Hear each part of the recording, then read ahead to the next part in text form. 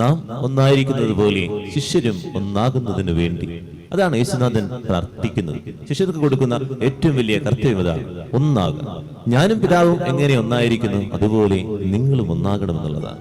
കുടുംബത്തിലെ കുഞ്ഞുമക്കൾ തല്ലുകൂടുമ്പോൾ അപ്പനും അമ്മയ്ക്ക് ധൈര്യത്തോടുകൂടി പറയണം, കണ്ടില്ലേ, അപ്പനും അമ്മയും സ്നേഹിക്കുന്നത് പോലെ നിങ്ങൾക്ക് സ്നേഹിക്കാൻ പറ്റുന്നുണ്ടോ? നമ്മൾ അങ്ങനെയാണ് പഠിപ്പിക്കുന്നത്. പിതാവും യേശു ഒന്നായിരിക്കുന്നത് പോലെ. എന്താണ് നമുക്ക് കാണിച്ചതെന്ന് അത് തന്നെയാണ് ശിഷ്യർക്ക് മനസ്സിലായിട്ടുള്ളത്. മാതാപിതാക്കൾ എന്താണ് കാണിച്ചു കൊടുക്കുന്നത് അത് തന്നെയായിരിക്കും മക്കൾക്ക് മനസ്സിലാകുക. അപ്പൻ അമ്മയെ എപ്പോഴും തെറി പറഞ്ഞുകൊണ്ടിരിക്കുക, തെറിവാക്കുകൾ കൊണ്ട് മാത്രമാണ് വിളിക്കുകയുള്ളൂ. ഇത് തന്നെയാണ് മക്കൾക്ക് മനസ്സിലാകുന്നത്. എപ്പോഴും അമ്മ അപ്പനെ കുറ്റപ്പെടുത്തിക്കൊണ്ടിരിക്കുക, ഇത് തന്നെയാണ് മക്കൾക്ക് മനസ്സിലാക്കുന്നത്.